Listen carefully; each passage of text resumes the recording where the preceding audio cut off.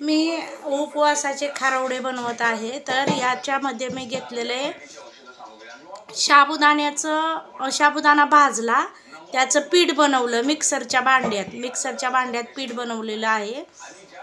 साबुदाणा भाजला बरं का, बारीक शाबू भाजला।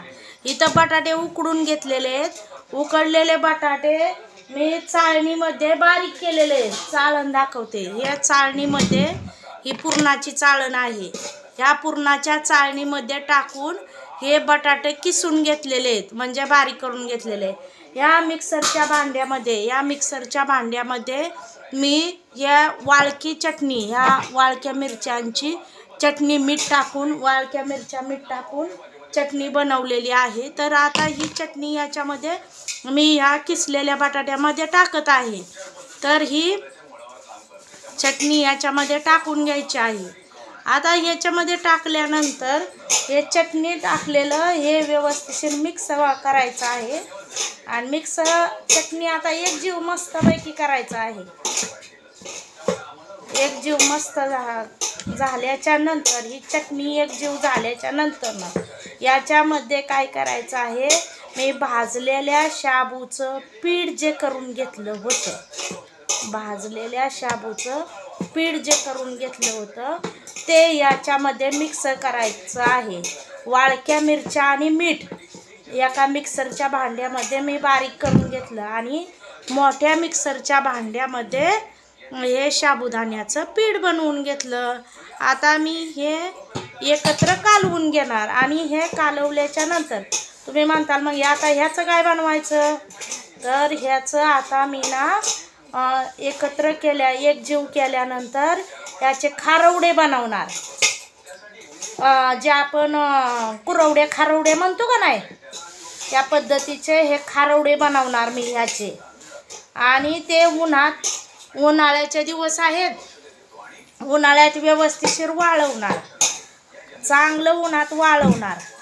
आणि मला जर समजा खारवडं नाही उरकलं, खारवडं उरकतील मला पण नाही उरकलं तर ह्याच्या पापड्या सुद्धा बनवू शकतो। तर आहे ना, घरगुती व्यवसायासाठी हे उपासाचे बनवून ठेवलेले, म्हणजे कुणाला घरगुती व्यवसाय चालू करायचा असेल तर ते अशा पद्धतीने साबुदाण्याचं समजा साधारण 1 किलो बटाट्याला 1 ते 1.5 किलो बटाट्याला पावशेर साबुदाण्याचं पीठ पाहिजे।